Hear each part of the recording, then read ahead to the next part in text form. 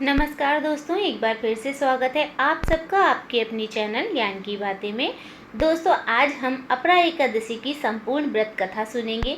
इसके पाठ से आपको अपार धन की प्राप्ति होगी। अपरा एकादशी का व्रत भगवान विष्णु को समर्पित है और इस व्रत को करने से मनुष्य को सभी पापों से मुक्ति मिलती है। अपरा एकादशी के दिन भगवान विष्णु का पूरे विधि विधान से पूजन करने के साथ ही इस कथा का पाठ करना भी बेहद जरूरी होता है। चलिए आज इस वीडियो में आपको अपरा एकादशी की संपूर्ण व्रत कथा सुनाती हूँ। दोस्तों, कथा सुनने से पहले अगर आप चैनल पर नए हैं तो चैनल को सब्सक्राइब कर लीजिए ताकि आने वाली वीडियोस आप तक सबसे पहले पहुंच सकें। और व्रत कथा सुना रही हूँ इसलिए बीच में छोड़कर बिल्कुल भी ना जाएं। कथा को पूरा सुने वरना भगवान हरि का अनादर होगा। चलिए कथा आरंभ करते हैं।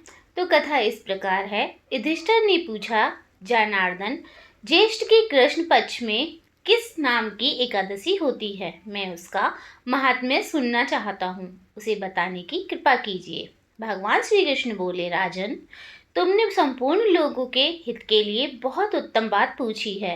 राजेंद्र, इस एकादशी का नाम अपरा है। यह बहुत पुण्य प्रदान करने वाली और बड़े बड़े पातकों का नाश करने वाली है। ब्रह्मा हत्या से दबा हुआ, गोत्र की हत्या करने वाला, गर्भस्थ बालक को मारने वाला, पर निंदक तथा पर स्त्री लंपट पुरुष भी अपरा एकादशी के सेवन से निश्चय ही पाप रहित हो जाता है।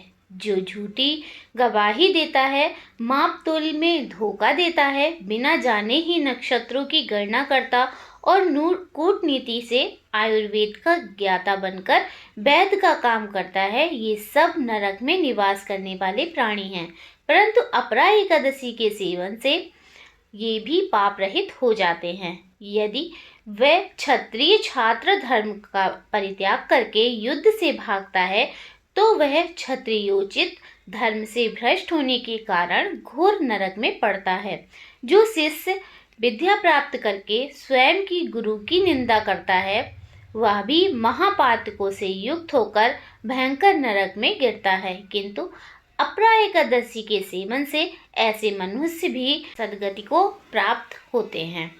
माघ में जब सूर्य मकर राशि पर स्थित हो उस समय प्रयाग में स्नान करने वाले मनुष्यों को जो पुण्य होता है, काशी में शिवरात्रि का व्रत करने से जो पुण्य प्राप्त होता है, गया में पिंड दान करके पितरों को तृप्ति प्रदान करने वाला पुरुष जिस पुण्य का भागी होता है, बृहस्पति के सिंह राशि पर स्थित होने पर गोदावरी में स्नान करने वाला मानव जिस फल को प्राप्त करता है, बद्रिकाश्रम की यात्रा के समय भगवान केदार के दर्शन से तथा बद्री तीर्थ के सेवन से जो पुण्य फल उपलब्ध होता है, तथा सूर्य ग्रहण के समय कुरुक्षेत्र में दक्षिणा सहित यज्ञ करके हाथी, घोड़ा और सुवर्ण दान करने से जिस फल की प्राप्ति होती है, अपरा एकादशी के सेवन से भी मनुष्य वैसे ही फल प्राप्त करता है।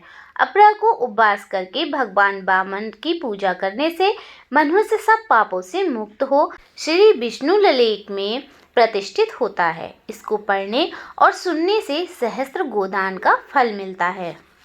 युधिष्ठिर ने कहा, जनार्दन, अपरा का सारा महत्व मैंने सुन लिया। अब ज्येष्ठ के शुक्ल पक्ष में जो एकादशी है उसका वर्णन कीजिए।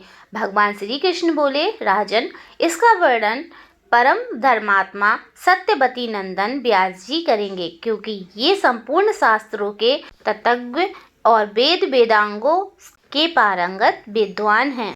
तब वेद व्यास जी कहने लगे, दोनों ही पक्षों की एकादशियों को भोजन ना करें।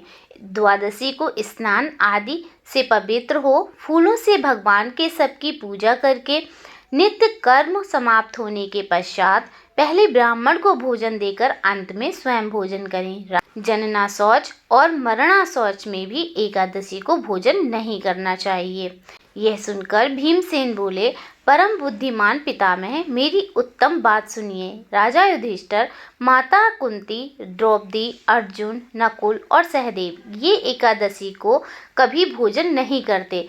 मुझे भी हमेशा यही कहते हैं कि भीमसेन, तुम भी एकादशी को ना खाया करो, किंतु मैं इन लोगों से यही कह दिया करता हूँ कि मुझसे भूख नहीं सही जाएगी। दोस्तों आइए मिलकर बोलते हैं जय श्री कृष्णा। धन्यवाद।